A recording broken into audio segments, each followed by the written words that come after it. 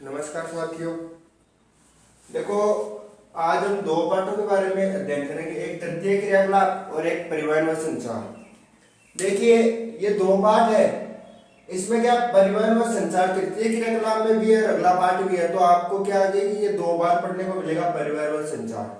और उससे पहले हम देख लेते हैं। देखो, तृतीय क्रियाकलाप में दो चीजें और शामिल है, एक चतुर्थ क्रियाकलाप और एक पंचम क्रियाकलाप।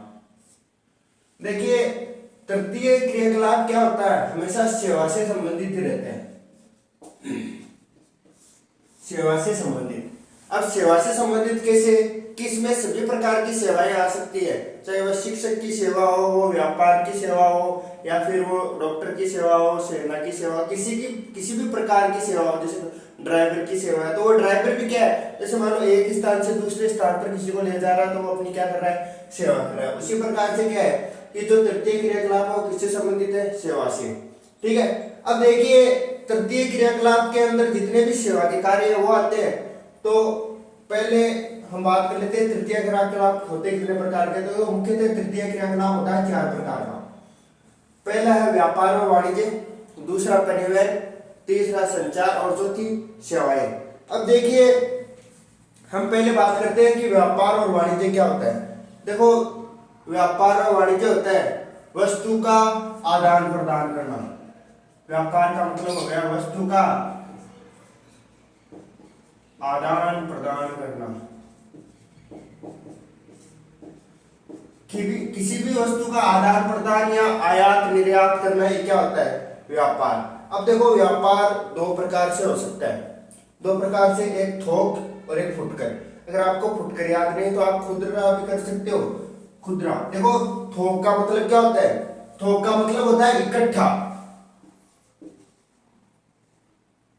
इकट्ठा, थोक का मतलब क्या होता है, इकट्ठा। इकट्ठा कैसे, जैसे मान लो ये थोक व्यापार है, ये बड़े व्यापारी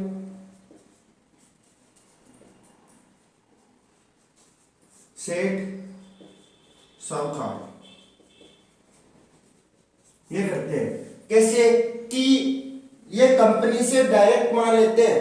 जो भी मान लो बिस्कुट बनाने की कंपनी है, तो बिस्कुट बनाने की कंपनी हमें ऐसे तो है नहीं कि हम कंपनी में जाएंगे एक बिस्कुट लेके आएंगे। वो क्या थोक व्यापार से खुदरा व्यापार में आती है, फिर उसके बाद में हम तक पहुंचती है। तो थोक व्यापार होता है वो एक बड़े स्तर का कार्य है, बड़े स्तर का कार्य। अब देखो, बड़े स्तर का कैसे कि इसमें किसी भी सामान के लिए एक मिनिमम एरिया होता है कि भाई आप 100 किलो ले सकते हो, 500 किलो ले सकते हो, 1000 किलो ले सकते हो। तो उसमें क्या है, निश्चित अवधि होती है, एक निश्चित अवधि और निश्चित माप होता है। ठीक है। अब देखो, थोक व्यापार दो प्रकार से हो सकता है, एक नगरों में और एक ग्रामीणों में। देखो, नगरों में कैसे, जैसे मान लो आप मार्केट गए, तो मान लो कोई थोक व्यापार, जैसे मान लो मंडी मान लो। ठीक है। अब मंडी से तो है, ऐसे तो है नहीं कि आप 1 किलो, मान लो आपको 1 किलो सेव लेके आनी है, तो 1 किलो सेव आपको मंडी से दे देंगे, नहीं देंगे। उसके लिए आपको क्या होगा कि कम से कम भी मान लो उसका मिनिमम निश्चित एक एरिया होता है कि आप 100 किलो 200 किलो जो भी है वो मान लो ले लिए।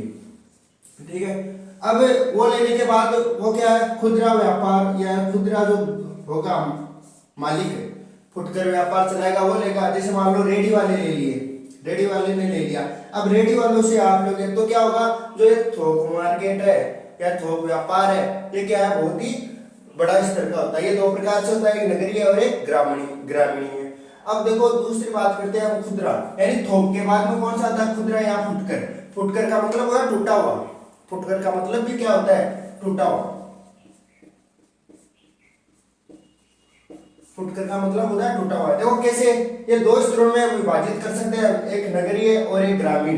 देखो, नगरीय और ग्रामीण में देखो कि नगरों के अंदर जब भी कोई माल सप्लाई किया जाता है इन थोक व्यापार के माध्यम से, तो वो क्या डाक से किया जा सकता है। जैसे मान लो आपको किसी भी मान लो कोई किताबें है, तो वो डाक से क्या होता है कि ये थोक मार्केट से किताबें मंगानी है आपको, तो किताबें क्या थोक मार्केट से फिर क्या खुदरा में आएगी, खुदरा में फिर मानो नगर से फिर डाक के द्वारा आएगी, तो दूरभाष और इंटरनेट के माध्यम से एक श्रृंखला के तौर पर हो सकता है। कि जैसे मान लो श्रृंखला कैसे, जैसे मान लो ये थोक व्यापार है, इसने खुदरा व्यापार को दिया, फिर खुदरा से ये अलग अलग जगह जाएगा, फिर वहां पर क्या है ये सामान है जो हम ले सकते हैं। फिर सुलभ, यानी सुलभ का मतलब होता है सुगम या अच्छी तरह। देखो कैसे कि ये माल हमें आसानी से उपलब्ध हो सकता है, ठीक है, और लोक वितरण यानी लोगों के माध्यम से भी क्या है ये आसानी से। तो जो नगरीय व्यापार है, नगरीय व्यापार देखो इसमें भी नगरीय ग्रामीण, इसमें भी नगरीय ग्रामीण, लेकिन जो खुदरा व्यापार वो क्या फैला हुआ रहता है हमेशा। ये थोक तो क्या एक निश्चित अवधि और निश्चित माप के अनुसार होता है, लेकिन ये क्या अलग अलग माप। अब मान लो किसी को खुद फुटकर व्यापार से मान लो 1 किलो चीनी चाहिए, 1 किलो चाय चाहिए, तो वो क्या है नगरीय, वो नगरों में भी हो सकता है और ग्रामीणों में भी हो सकता है। अब देखो इसमें नगरीय में क्या होता है डाक, श्रृंखला, सुलभ और लोक वितरण। अब देखो आगे हम बात करते हैं ग्रामीण। अब देखो ग्रामीण के अंदर देखो ये है आवादिक बाजार, फेरी, लोक भंडार। देखो आवादिक बाजार क्या होते हैं? आवादिक मतलब होता है अवधि के अनुसार, अवधि के अनुसार व्यापार। देखो अवधि के अनुसार व्यापार कैसे, जैसे मान लो ये होता है साप्ताहिक, पाक्षिक,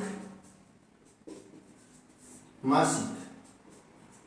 ये 3 प्रकार से होता है, साप्ताहिक, पाक्षिक और मासिक। देखो साप्ताहिक मतलब सप्ताह में एक बार, पाक्षिक का मतलब होता है 15 दिन या 2 हफ्ते, यानी पाक्षिक का मतलब हो गया 15 दिन या 2 सप्ताह, और मासिक मतलब 1 महीना। अब देखो कैसे कि जो साप्ताहिक व्यापार है, जैसे मान लो कोई भी एरिया है, अब उसमें आप क्या कर सकते हो कि मान लो रोज हम बाजार में नहीं जा सकते, तो उसमें क्या है एक समय के अनुसार कि 7 दिन का स्टॉक हम एक साथ कर सकते हैं, 7 दिन का संग्रहण हम एक साथ कर सकते हैं। तो वहां पर साप्ताहिक बाजार और पाक्षिक और मासिक, ये क्या है ज्यादातर कहाँ मिलते हैं आपको? ग्रामीण क्षेत्रों में। अब देखो इसका कारण क्या है ग्रामीण क्षेत्रों में मिलने का? ग्रामीण क्षेत्रों में मिलने का काम ये है क्योंकि यहाँ पर देखो अगर नगरों में तो क्या है शहर आसपास के क्षेत्र में हर जगह मिल जाता है, लेकिन जो ग्रामीण क्षेत्र है वहां पर हर जगह, जैसे मान लो कोई भी एरिया, मान लो ये कोई गांव है, तो यहाँ पर जैसे मान लो साप्ताहिक, पाक्षिक या मासिक जो भी व्यापार किया जाता है वो क्या है निश्चित समय अवधि, यानी कि 5 दिन, मान लो आपको 5 दिन फल मिलेंगे, ठीक है, 7 दिन से लगाया मान लो साप्ताहिक में, और मान लो इसमें 1 दिन फल हो गया, 1 दिन कोई अनाज हो गया, 1 दिन कुछ और हो गया, और पाक्षिक में भी उसी प्रकार से होता है और मासिक में। और देखो फेरी वाले, जो फेरी वाले नहीं आते क्या, जो सब्जी बेचने वाले होते हैं ग्रामीण क्षेत्रों में, या फिर जैसे मान लो और भी, जैसे मान लो बर्तन है, साड़ियां है, ये क्या सभी बेचने वाले होते हैं। ये क्या किसके अंतर्गत आते हैं? खुदरा व्यापार या फुटकर व्यापार के अंतर्गत। और लोक भंडार यानी एक जगह किसी माल को इकट्ठा कर लेते हैं, फिर वो क्या है अपने, जैसे मान लो कोई भी ग्राहक आता है, उपभोक्ता आता है, उसको क्या है ये सामान वितरित कर देते हैं। तो आपको ये समझना है कि व्यापार कितने प्रकार का होता है? 2 प्रकार का, एक खुदरा, एक फुटकर, ठीक है, सॉरी थोक और फुटकर, ठीक है। फिर देखो थोक भी कितने प्रकार का था? नगरीय ग्रामीण 2 प्रकार का, और फुटकर भी कितने प्रकार का था? 2 प्रकार का, नगरीय और ग्रामीण। अब देखो आपको सबसे ज्यादा प्रश्न ये पूछता है कि आवादिक बाजार से आप क्या समझते हैं? तो आवादिक बाजार का मतलब होगा अवधि के अनुसार व्यापार करना, यानी किसी निश्चित समय अवधि के अनुसार व्यापार करना। और नगरीय व्यापार के अंतर्गत कितने आते हैं? डाक, श्रृंखला, सुलभ और लोक वितरण। अब देखो व्यापार होने के बाद में हम आगे चर्चा करते हैं परिवहन की।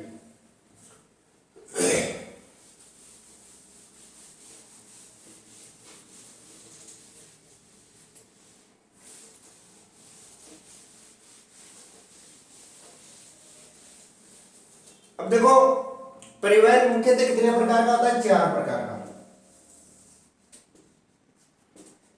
सड़क परिवहन,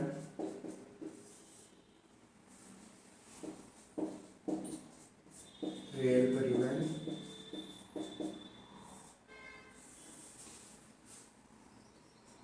जल परिवहन और वायु परिवहन।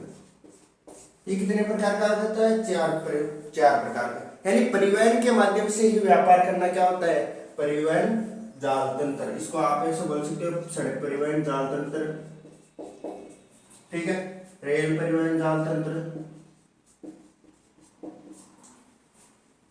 जल परिवहन जाल तंत्र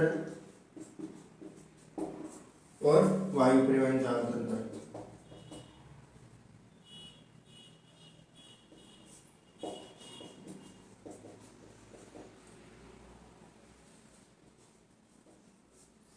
अब देखो कैसे कि सड़क परिवहन का मतलब हो गया कि मान लो कोई सामान है तो वो सड़क के माध्यम से एक स्थान से दूसरे स्थान पर उससे व्यापार किया जा सकता है। जैसे मान लो कोई फैक्ट्री है, ठीक है, बिस्कुट बनाने की, तो बिस्कुट बनाने की फैक्ट्री है तो वो मान लो उसको थोक व्यापार में लेके जाना है तो वो क्या सड़क परिवहन के माध्यम से हो सकती है, रेल के हो सकती है, जल या फिर वायु परिवहन के माध्यम से होती है। लेकिन वायु परिवहन क्या होता है, ये महंगा, इससे क्या व्यापार क्या होता है, हमेशा महंगा होता है। तो ये क्या है, जो जल्दी खराब होने वाली वस्तुएं हैं उनको क्या है, वायु परिवहन के माध्यम से ही क्या संचालित किया जाता है। अब देखो इसमें समझने वाली दो चीजें हैं, एक जल परिवहन और एक क्या है, वायु परिवहन। देखो जल परिवहन और वायु परिवहन दो प्रकार से हो सकते हैं, एक हो सकता है आंतरिक और एक होता है महासागरीय।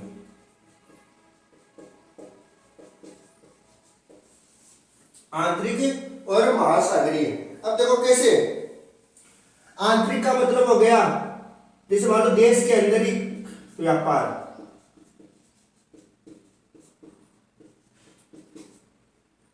देश के अंदर ही व्यापार, देश के अंदर ही क्या होता है, व्यापार होता है। और महासागरीय का मतलब हो गया कि एक महासागरीय एक महाद्वीप से दूसरे महाद्वीप में क्या होता है, जो व्यापार होता है वो होता है। तो कैसे, ये दो प्रकार से होता है, एक यात्री सेवा और दूसरा आता है माल सेवा। देखो कैसे कि देखो ये दोनों करना आपको, ये वायु परिवहन में भी होता है और क्या होता है, जल परिवहन में, ये दोनों होते हैं, आंतरिक और महासागरीय। देखो आंतरिक का मतलब होता है देश के अंदर ही माल, जैसे मान लो मुंबई से आपको कोलकाता जाना है तो क्या है, जल परिवहन के माध्यम से होके चला जाएगा या फिर वायु परिवहन के माध्यम से हो सकता है। और ये क्या, आंतरिक का मतलब एक देश के अंदर ही व्यापार करना, और दूसरा है महासागरीय यानी एक महाद्वीप से दूसरे महाद्वीप में। जैसे मान लो आपको चीनी की आवश्यकता हो गई, ठीक है, तो मान लो आपको इंग्लैंड से चीनी मंगानी है तो वो जल के माध्यम से तो क्या बहुत टाइम लगेगा, और वायु परिवहन के माध्यम से क्या वो अच्छी होगा। तो इसमें एक तो होता है माल सेवा, एक यात्री सेवा। जैसे मान लो विदेश जाने वाले लोग हैं तो वो किससे ज्यादातर जाते हैं, वायु परिवहन से ही जाते हैं। तो ये आपके दो हो गए, एक व्यापार और एक परिवहन। देखो सड़क परिवहन में आपको सड़क के माध्यम से व्यापार, रेल परिवहन मतलब रेल के माध्यम से, और जल वायु यानी इनके माध्यम से व्यापार करना ही क्या होता है, परिवहन जाल तंत्र होता है। और ये कितने प्रकार का होता है, दो प्रकार का, आंतरिक और महासागरीय। अब देखो आगे हम बात करते हैं संचार के बारे में, और एक और है गया सेवा और संचार क्या होती है। फिर उसके बाद में चतुर्थ और पंचम क्रियाकलाप, और एग्जाम की दृष्टि से इस पार्ट में जो 3 नंबर का एक क्वेश्चन आएगा उसके बारे में हम चर्चा करेंगे आगे। तो देखिए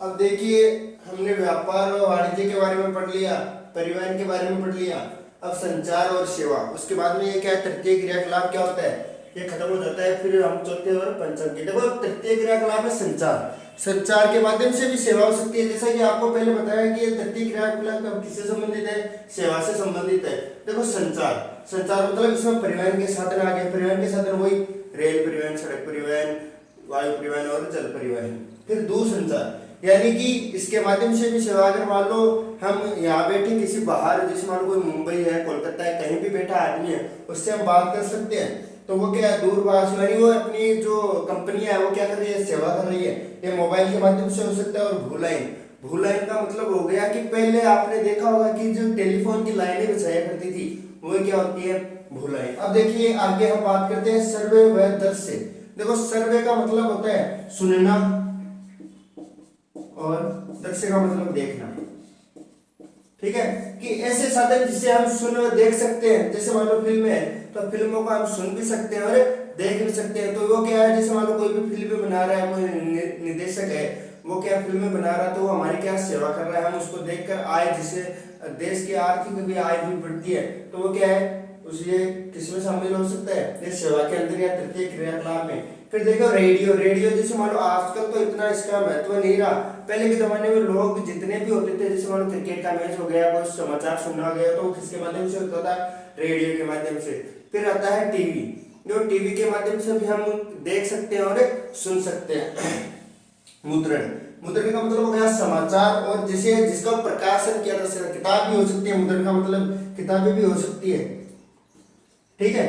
तो ये क्या है, पत्रिका जैसे मान लो समाचार, समाचार जैसे दैनिक भास्कर, तो वो मुद्रित यानी लिखा हुआ या किसी कागज पर लिखा हुआ, ये किसी कागज पर नहीं लिखे जाते, लेकिन ये क्या मुद्रण का भी क्या सेवा से संबंधित है, इसमें समाचार पत्रिका किताबें ये आ जाती है। देखो संचार होने के बाद में सेवा, देखो सेवा कितने प्रकार की होती है, सेवा 4 प्रकार की होती है, मौद्रिक बैंकिंग, बीमा, अचल संपदा और व्यक्तिगत। देखो मौद्रिक बैंकिंग का मतलब हो गया, जैसे मान लो हम बैंक है, बैंक में हम अपने बचत के रुपए जमा कराते हैं, तो वो क्या बैंक हमारी सेवा कर रही है, हमारे रुपए की सेवा कर रही है। किस प्रकार से, जैसे मान लो हमने 100 रुपए जमा कराए, तो हम कभी भी आवश्यकता अनुसार उसे निकाल सकते हैं, तो वो क्या है, बैंकिंग यानी बैंकों के माध्यम से व्यापार, माध्यम से व्यापार या सेवा, सेवा या व्यापार।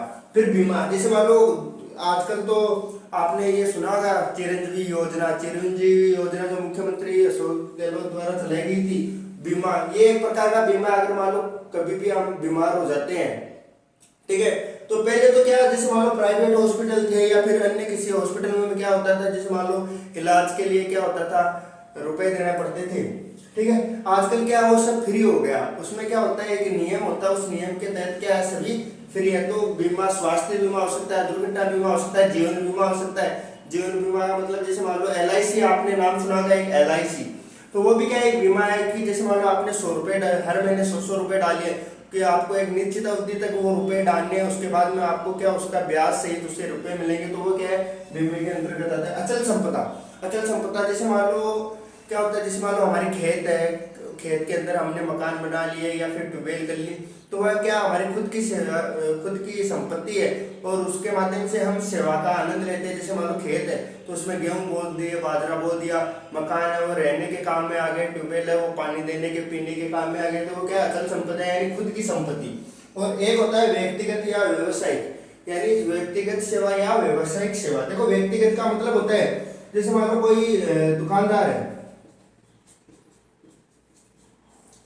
दुकानदार है, तो वो क्या है, जैसे माल के माध्यम से मान लो व्यापार कर रहा है, ठीक है। जैसे मान लो हमें 1 किलो चीनी चाहिए, 2 किलो चीनी चाहिए, 5 किलो और भी मान लो और भी वस्तुएं चाहिए, तो व्यक्तिगत यानी खुद का स्वयं का व्यवसाय करके कार्य कर रहा है। वो सरकारी मतलब सरकार के माध्यम से व्यवसाय, देखो सरकार के माध्यम से, जैसे पेट्रोल है, तो पेट्रोल क्या है, सरकार के अधीन रहता है। पेट्रोल पंप हो गया, मान लो जो गैस आती है, हमारे सिलेंडर आते हैं, वो हो गए, तो वो क्या सरकार के माध्यम से।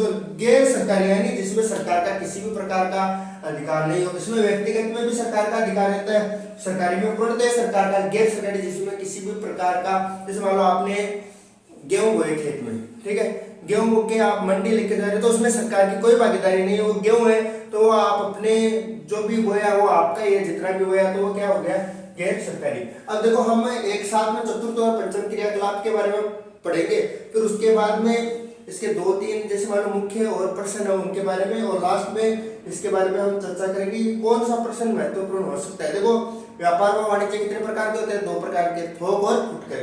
फिर परिवहन कितने प्रकार के होते हैं, 4 प्रकार के, रेल परिवहन, सड़क परिवहन, वायु परिवहन और जल परिवहन। फिर संचार, देखो संचार कितने प्रकार के होते हैं, 3 प्रकार के, परिवहन के साधन, दूरसंचार, सर्वदर्शी संचार या सुनना या बोलना, ठीक है।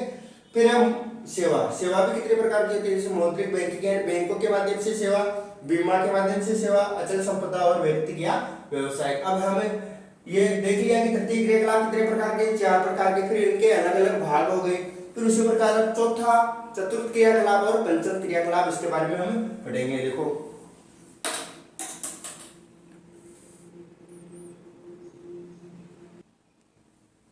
अब देखिए आगे चतुर्थ क्रियाकलाप और पंचम क्रियाकलाप। देखो चतुर्थ और पंचम क्रियाकलाप के अंतर्गत महत्वपूर्ण क्या है, कि ये सूचना आधारित यानी सूचनाओं के आधार पर ये क्रियाकलाप होता है, और अनुसंधान और विकास यानी किसी भी विकास से संबंधित कार्य है, ठीक है, तो वो क्या होता है, चतुर्थ क्रियाकलाप में होता है। देखो कैसे, सूचना आधारित, जैसे मान लो कोई विभाग है, जैसे मान लो विद्यालय है, अब विद्यालय में मान लो परीक्षा की सूचना देनी है आपको, तो किसके अंतर्गत गिना जाएगा, चतुर्थ क्रियाकलाप के अंतर्गत। और विकास, जैसे मान लो उसमें भवन निर्माण का, विद्यालय में भवन निर्माण का कार्य हो गया, लेखा समिति का कार्य हो गया, ये किसके अंतर्गत आते हैं, चतुर्थ क्रियाकलाप के अंतर्गत। अब देखो आपको एक छोटी सी थोड़ा सा ध्यान रखना है कि जैसे मान लो कोई भी ऑफिस आ गया, विद्यालय आ गया, विश्वविद्यालय, अस्पताल, रंगमंच, लेखा कार्य, ये सब किस में आते हैं, ये सब आते हैं किसमें, चतुर्थ क्रियाकलाप है। लेकिन इनसे संबंधित लोग, जैसे मान लो कार्यालय में कौन हो सकता है, जैसे मान लो बापू हो सकता है, विद्यालय में अध्यापक हो सकते हैं, छात्र हो सकते हैं, ठीक है, विश्वविद्यालय में भी अध्यापक छात्र हो सकते हैं, अस्पताल में डॉक्टर, रोगी हो सकते हैं, रंगमंच में जैसे मान लो नाटककार हो सकते हैं, वो लेखा कार्य जो कंप्यूटर से संबंधित कार्य कर सकते हैं, ये सब किसमें आ जाते हैं फिर, पंचम क्रियाकलाप में। यानी ये तो किसमें आते हैं, जैसे कार्यालय, स्कूल, विद्यालय, अस्पताल, लेखा कार्य, ये तो आते हैं सब चतुर्थ क्रियाकलाप में। लेकिन इनसे संबंधित लोग, यानी इनसे संबंधित जो भी है, ठीक है, वो किसके अंदर आ जाएंगे, पंचम क्रियाकलाप। तो देखो ये सूचना के आधार पर ये चतुर्थ क्रियाकलाप माना जाता है, और अनुसंधान और विकास के आधार पर, जैसे प्रथम और द्वितीय क्रियाकलाप था, वो क्या है, तृतीय क्रियाकलाप पर निर्भर रहता है, ठीक है। और ये क्या है, ये एक स्वतंत्र क्रियाकलाप यानी स्वतंत्र क्रियाएं हैं। अब देखो आगे हम बात करते हैं पंचम क्रियाकलाप की। पंचम क्रियाकलाप में विशेषज्ञ। अब विशेषज्ञ मतलब क्या हो गया कि किसी विषय के बारे में अच्छी राय देने वाला, जैसे मान लो क्या हो गया, जैसे मान लो डॉक्टर हो गया, ठीक है। अब डॉक्टर किसी, मान लो कोई सर्जन है, कोई सर्जरी करता है डॉक्टर, तो वो उसमें है, तो वो उसके बारे में विशेषज्ञ यानी उसको उसके बारे में अनुभव है। मान लो कोई अध्यापक हो गया, ठीक है। अब अध्यापक को मान लो कोई अध्यापक है, ऐसे तो है ना कि इंग्लिश पढ़ाने वाला भूगोल पढ़ा देगा, भूगोल पढ़ाने वाला केमिस्ट्री पढ़ा देगा, तो वो क्या अपने अपने विषय में महारथी, यानी जो अपने अपने विषय में बहुत ज्ञान रखते हैं, वो क्या होते हैं, विशेषज्ञ। निर्णय करता है, यानी किसी भी कार्य करने की क्षमता, यानी निर्णय करता। जैसे मान लो आपको घर बनाना है, तो घर बनाना है, उसका निर्णय कौन करेगा, पापा या मम्मी। आप तो ये नहीं कर सकते कि हम मुझे घर बनाना, तो आप तो नहीं बना सकते, वो यानी एक मुख्य व्यक्ति, ये क्या होता है, निर्णय करता होता है, मुख्य व्यक्ति। परामर्शदाता है, यानी किसी चीज के बारे में परामर्श देना, यानी जैसे मान लो कोई डॉक्टर है, तो वो किसी रोगी को बताता है कि आपकी ये तकलीफ है, आप ये दवाई ले, तो वो क्या है, परामर्श। मान लो कोई अध्यापक है, अध्यापक छात्रों को देता है कि आपको इस प्रकार से पढ़ना है, इस प्रकार से आपके अच्छे मार्क्स आ सकते हैं, तो वो क्या है, सब परामर्शदाता। एक नीति निर्धारण, यानी किसी भी कार्य को संचालन करने के लिए एक नीति का निर्माण किया जाता है, वो क्या है, नीति निर्धारक। तो देखो चतुर्थ क्रियाकलाप में इतना नहीं है, सूचना पर आधारित होते हैं, अनुसंधान और विकास में होते हैं, इसमें ये चीजें शामिल है। और पंचम क्रियाकलाप में विशेषज्ञ, निर्णयकर्ता, परामर्शदाता और नीति निर्धारक ये आते हैं। अब देखो एक प्रश्न ये भी पूछ सकता है, चतुर्थ और पंचम क्रियाकलाप में अंतर बताइए, ठीक है। अब देखो इसके बाद में आगे इस पार्ट में 2-3 चीजें और है, देखो मैं बता देता हूँ कौन कौन सी।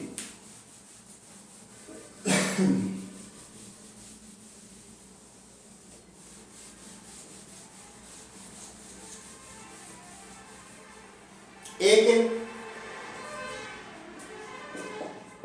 पर्यटन को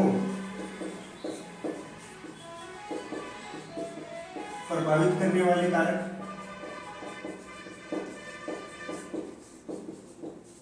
दूसरा पर्यटन को आकर्षित करने वाले कारक,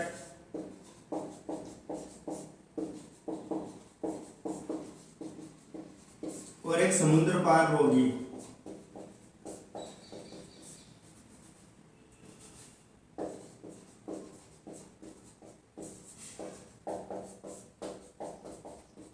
समुद्र पार रोगी। अब देखो पर्यटन को प्रभावित करने वाले 2 कारक है, एक होती है मांग और एक परिवहन।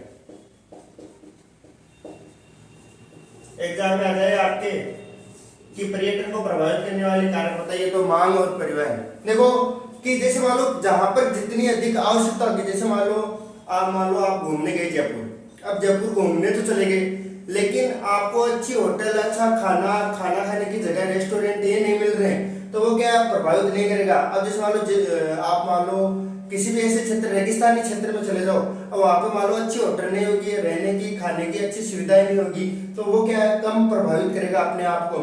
एक परिवार अगर मान लो वहां पर कोई साधन ही नहीं जा रहे हैं, तो वो क्या है पर्यटन की दृष्टि से क्या महत्वपूर्ण हो जाते हैं। तो वो क्या है मांग और परिवहन ये पर्यटन को सबसे ज्यादा प्रभावित करती है। ठीक है, देखो कैसे मांग, जैसे मान लो आपको कोई अच्छा कमरा चाहिए, अगर मान लो वहां पे नहीं मिलता हो तो आप क्या वहां पर जाना अच्छा नहीं लगेगा। मान लो भोजन, आपको अच्छा भोजन चाहिए, अगर वो नहीं मिल रहा है आपको, तो क्या आप उस जगह से क्या दूरी बना लोगे, और जहां पर जो ज्यादा सुविधाएं होंगी कमरे की, भोजन की, रहने की, सड़क की, वो क्या सब मांग के अनुसार यानी व्यक्ति की इच्छा के अनुसार अगर काम भी कार्य होता है, तो वो क्या होता है पर्यटन को प्रभावित करता है। और परिवहन, परिवहन का मतलब जैसे साधन है जितने भी है ना, जो साधन है वो जहाँ पर ज्यादा जितने साधन, आने जाने के साधन की सुविधाएं होंगी, वो तो क्या होगा वो पर्यटन को प्रभावित करेगा। अब देखो पर्यटन को आकर्षित यानी अपनी ओर आकर्षित करने वाले कारक कौन कौन से हो सकते हैं। देखो आपने एक जनसंख्या को प्रभावित करने वाले कारक पढ़े होंगे, तो उसी से संबंधित जैसे जलवायु हो गई, यानी अगर किसी पर्यटन की जलवायु यानी किसी क्षेत्र की जलवायु अच्छी होगी तो अपनी ओर प्रभावित करेगी। भूदृश्य यानी वहां पर देखने के स्थान हो गए। सामाजिक व सांस्कृतिक कारक हो सकते हैं,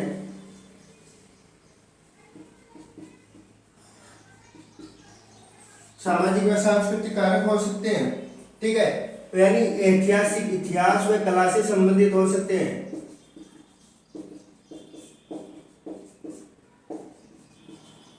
ये क्या है, ये अपनी ओर आकर्षित करेंगे। जैसे मान लो जलवायु, अगर वहां की जलवायु है, जैसे मान लो अगर बहुत ज्यादा ठंड पड़ रही है तो आप वहां नहीं जा पाओगे, बहुत ज्यादा गर्मी पड़ रही है या मौसम बराबर, जैसे मान लो हमारे अभी अभी का जो वर्तमान का मार्च या अप्रैल सॉरी फरवरी और मार्च का जो महीना चल रहा है, उस प्रकार का मौसम होगा तो क्या घूमने का भी आनंद आता है। उधर से वहां पर देखने के लिए अच्छी अच्छी चीजें होनी चाहिए। सामाजिक और सांस्कृतिक यानी वहां की संस्कृति, और सामाजिक यानी वहां पर सामाजिक सांस्कृतिक व सुरक्षा, ये भी क्या होना चाहिए। अच्छा अगर मान लो कहीं आप जा रहे हो वहां पर आपकी सुरक्षा ही नहीं है तो आप नहीं जाओगे, वो अपनी ओर आकर्षित नहीं करेगा।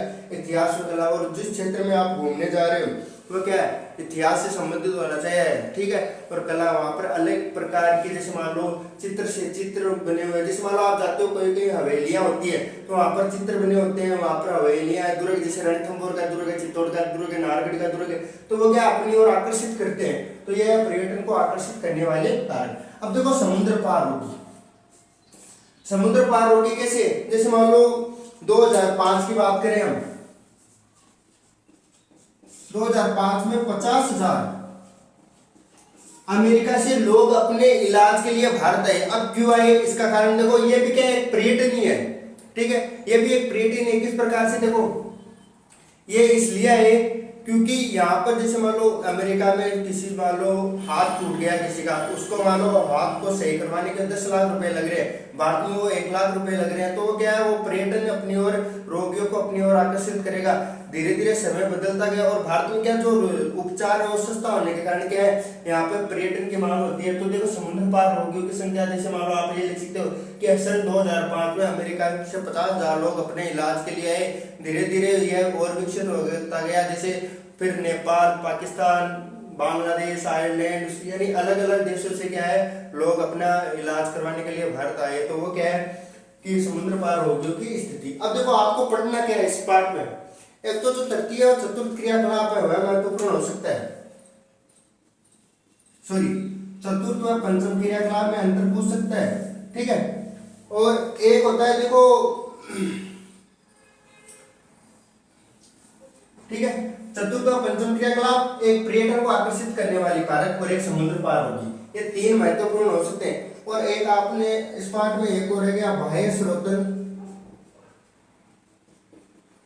व ऑफशोरिंग। देखो इसको एक बार में समझ लो। देखो बाह्य स्रोत का मतलब होता है किसी भी चीज में दक्षता, किसी भी चीज की दक्षता या उसके विकास के लिए किसी बाहरी कंपनी को ठेका देना ही क्या होता है बाह्य स्रोत। जैसे मान लो आपको कोई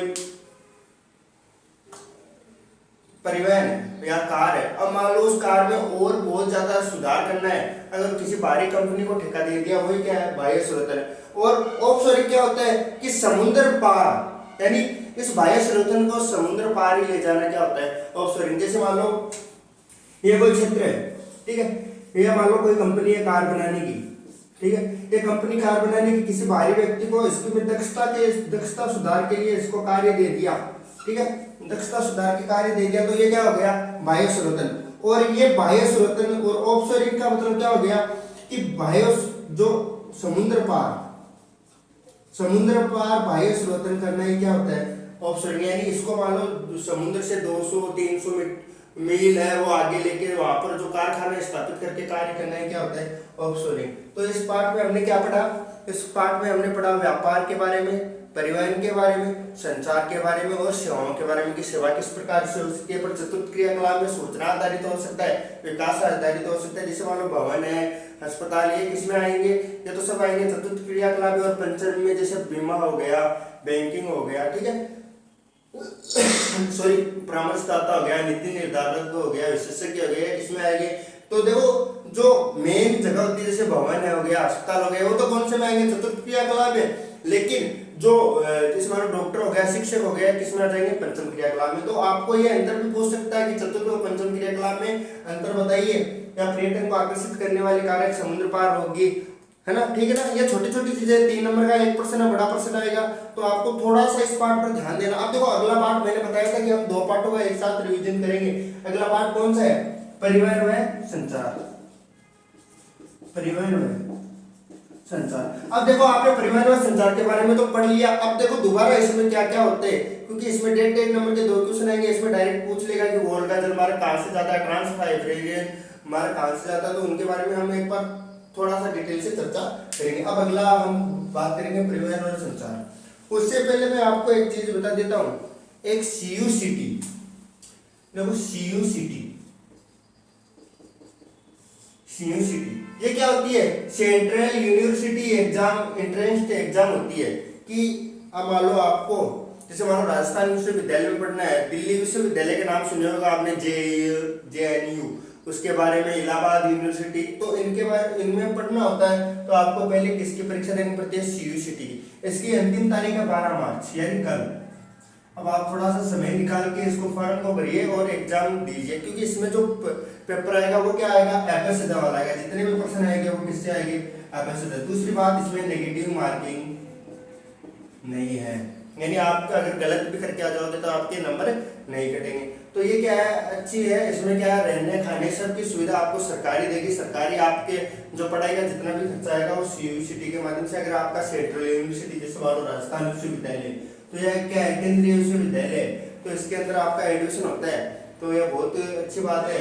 तो आप सीयू सिटी का फॉर्म लगाओ, एग्जाम दो। अगर आपको ये सीयू सिटी की तैयारी करनी है तो वो भी आगे मैं करवा दूंगा, लेकिन उससे पहले हमारी एग्जाम भी महत्वपूर्ण है, तो उसके माध्यम से हमें क्या है, ये जो एग्जाम में आने वाले प्रश्न है उन्हीं के बारे में चर्चा कर रहे हैं। तो पर्यटन के आधार पर, ठीक है, इसमें चतुर्थ व पंचम क्रियाकलाप और समुद्र पार होगी, आप इस पर विशेष ध्यान रखना। अब आगे हम बात करते हैं परिवहन व संचार के बारे में।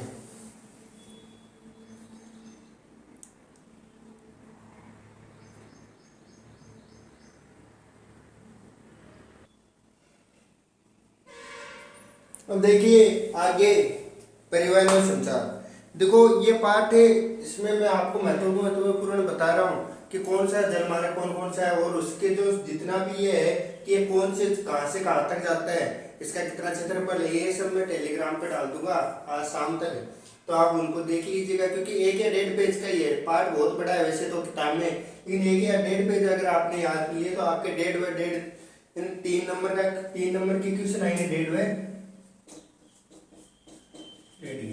3 नंबर के क्वेश्चन आएंगे। तो 3 नंबर के क्वेश्चन वो और महत्वपूर्ण, यानी इनमें से क्या महत्वपूर्ण हो सकता है वो टेलीग्राम पर आपको मिल जाएगा।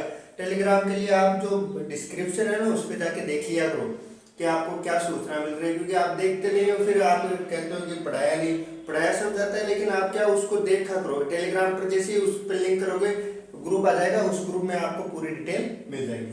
अब देखो सड़क परिवहन, सड़क परिवहन देखो यानी सड़क के माध्यम से यातायात के साधन, ठीक है। ये कितने प्रकार के हो सकते हैं? देखिए अंतर्राष्ट्रीय यानी एक देश से दूसरे देश पर अंतर्राष्ट्रीय, राष्ट्रीय मतलब एक राज्य से दूसरे राज्य, राज्य का मतलब जो राज्य यानी एक जिले से दूसरे जिले, जिला का मतलब एक गांव से दूसरे गांव, सड़क को ग्रामीण का मतलब एक गली एक मोहल्ले से दूसरे मोहल्ले, ये क्या होता है? सड़क परिवहन होता है, ठीक है। जैसे मान लो अंतर्राष्ट्रीय, जैसे मान लो बाहर से नेपाल जाना है तो वो क्या है? एक देश से दूसरे देश हो गया। फिर मान लो राष्ट्रीय का मतलब हो गया एनएच, जिसको एनएच से प्रदर्शित करते हैं, नेशनल हाईवे। तो ये क्या हो जाएगा? जैसे मान लो गुजरात से हमें राजस्थान आना है, राजस्थान से हमें एमपी जाना है, तो वो कौन सा होगा? राष्ट्रीय राजमार्ग, ठीक है। राज्य राजमार्ग, जैसे मान लो जयपुर से हमें सीकर आना है तो वो कौन सा हो जाएगा? राज्य राजमार्ग या फिर स्टेट हाईवे, जिसको है एसएच के नाम से जाना जाता है। फिर जिला यानी एक गांव से दूसरे गांव, जैसे मान लो कोई गांव है, ठीक है, जैसे मान लो लक्ष्मणगढ़ है, लक्ष्मणगढ़ से आपको फतेहपुर जाना है तो वो कौन सा हो गया? जिला सड़कें। और ग्रामीण सड़कें एक मोहल्ले से दूसरे मोहल्ले, ठीक है, तो वो क्या होगी? ग्रामीण सड़कें। अब देखो रेल, अब रेल है, ये आपको एक 4 नाम और 2 ये 5-6 नाम याद रखने हैं और इनके क्षेत्र याद रखने। देखो बड़ी लाइन 1.5 मीटर से अधिक होती है और मीटर लाइन 1.44 से ज्यादा और 1.5 से कम, और छोटी लाइन 1 मीटर की होती है। अब देखो विश्व के कुछ महत्वपूर्ण रेल मार्ग है, पारदीपीय, एक पार साइबेरियन, पार कैनेडियन, सन प्रांत, ऑस्ट्रेलिया पारादीप और ओरिएंटल एक्सप्रेस। अब इनके जो क्षेत्र है इनमें कौन सा बड़ा है कौन सा छोटा, वो टेलीग्राम पर आपको सब मिल जाएगा। आप जाके टेलीग्राम चेक कीजिएगा, आपको ये सब मिल जाएगी, क्योंकि यहाँ पे पढ़ाया जाएगा। उसमें क्या है, ये मान लो एक लाइन में पूरा आ गया कि पारदीपीय रेल मार्ग के बारे में जितना महत्वपूर्ण हो सकता है वो सब आ जाएगा, ठीक है। अब देखो जल परिवहन 2 प्रकार से हो सकता है, एक समुद्र के माध्यम से और एक आंतरिक यानी अंदर ही अंदर, यानी कि एक देश में ही, और आंतरिक समुद्र का मतलब एक देश से दूसरे देश। तो देखो इसमें महत्वपूर्ण कौन कौन से हैं? उत्तरी अटलांटिक समुद्री मार्ग, भूमध्य सागरीय, हिंद महासागरीय, ठीक है, उत्तर महासागरीय, दक्षिणी अटलांटिक, उत्तरी प्रशांत, दक्षिणी प्रशांत, तटीय। अब देखो तटीय नौ परिवहन, तटीय नौ परिवहन का मतलब हो गया कि इसमें जैसे मान लो नहरों के माध्यम से क्या होता है? परिवहन होता है, जैसे स्वेज और पनामा। और इसमें क्या महत्वपूर्ण है? ये महत्वपूर्ण है, इस पार्ट में ज्यादातर महत्वपूर्ण ये आता है स्वेज या पनामा में 80% चांस यही रहते हैं कि स्वेज जो है पनामा नहर से ही प्रश्न जाए जाते हैं। अब देखो फिर होता है आंतरिक, यानी आंतरिक का मतलब हो गया अंदर, यानी एक देश के भीतर, जैसे राइन जलमार्ग हो गया, डेन्यूब, वोल्गा, वृद्ध जिले, सेंट लॉरेंस एक ही है, और मिसिसिपी। ये क्या हो गया कि आंतरिक यानी एक ही उसी देश के अंदर व्यापार करना, ये यानी महत्वपूर्ण है। तो इनका जो भी डिटेल है टेलीग्राम पर मिल जाएगा, आपको आराम से जाके चेक कीजिएगा, ठीक है। फिर वायु परिवहन, अब वायु परिवहन में तो क्या है कि इतना है नहीं, जैसे सड़क परिवहन है उसके कोई भाग नहीं इतने, वायु परिवहन का कोई भाग नहीं, यानी ये वैसे तो हो सकता है राष्ट्रीय और अंतरराष्ट्रीय, ये 2 प्रकार से होता है। राष्ट्रीय मतलब एक ही देश के अंदर वायु परिवहन का आगमन निगमन, और अंतरराष्ट्रीय एक देश से दूसरे। और एक पाइपलाइन, यानी पाइपलाइन का मतलब जैसे गैस आधारित हो गई, गैसों का आदान प्रदान, जैसे पाकिस्तान से भारत आनी है तो पाइपलाइन के माध्यम से क्या होगी? गैसों का आदान, जैसे ऊपर से तो जा नहीं सकती तो वो भूमिगत होती है, जमीन के अंदर होती है, तो वो क्या होगी? पाइपलाइन सुविधा, यानी गैस के माध्यम से, तेल इनके माध्यम से। अब देखो एक और इस पार्ट में आपका बताया था संचार, तो संचार 2 प्रकार से, एक उपग्रह हो गया, ठीक है, और एक जैसे दूरभाष हो गया, ये सब क्या है? संचार। जैसे इंटरनेट हो गया तो वो क्या है? सब संचार के साधन है। अब देखो, अब जो परिवहन और संचार है इसके बारे में आपको देखो मैं 2 चीज बता दूं, आप सबसे ज्यादा एक तो ये पढ़ लो, एक तो जल परिवहन, ठीक है, जल परिवहन, ठीक है, और उसके बाद में एक ये संचार, ठीक है। जल परिवहन में सबसे ज्यादा इंपोर्टेंट आपको स्वेज नहर और पनामा नहर की देनी है, और जो भी है वो आपको डाल दिया जाएगा, आप टेंशन फ्री रहिए, ये मेरा काम है, आपको बस एग्जाम की दृष्टि से पढ़ना है, ठीक है। और आपको मैं ये बता देना चाहता हूँ, आप CUCT का जो सेंट्रल यूनिवर्सिटी का है, आप मित्र की दुकान पे जाके पूछ सकते हो, जिसका मैं आज टेलीग्राम पे भी डाल दूंगा कि किस प्रकार से ये फॉर्म भरा जाता है, ठीक है। और दूसरी बात, आप चैनल को देखते हो कि पूरा, ठीक है, आप रिवीजन के माध्यम से आपकी क्लासें लग रही है, एक तो आप लाइक किया करो और शेयर किया करो क्योंकि और तक भी पहुंचे। अब ऐसे तो है नहीं कि आप ही पूरा ज्ञान ले लोगे, मारवाड़ी में कहावत है कि कि सगलो ज्ञान एक कला नहीं लेना चाहिए, सगला दे देना चाहिए, बांट देना चाहिए। तो ज्ञान जब तो बांट से बतो खान मिल सी, तो शेयर करो चैनल ने, ठीक है। और देखो अब तो दो पार्ट है, एक साथ रिवीजन चल रहा, तो आप दो पार्ट है जो रिवीजन चलेगा कि 15 या 20 तारीख 18, यानी मेरा टारगेट है कि 17 तारीख तक आपकी वो किताब भी कंप्लीट हो जाए। एक और किताब बच रही है भारत वाली, तो उसमें अगर आपको ये किताब याद है ना, तो मैं गारंटी लेता हूँ 70% किताब वो भी याद है, क्योंकि इससे संबंधित ही आएंगे सब, है ना। तो ठीक है, चलो आगे हम मिलते हैं कल, तब तक के लिए धन्यवाद। चैनल को शेयर और लाइक कीजिएगा, धन्यवाद।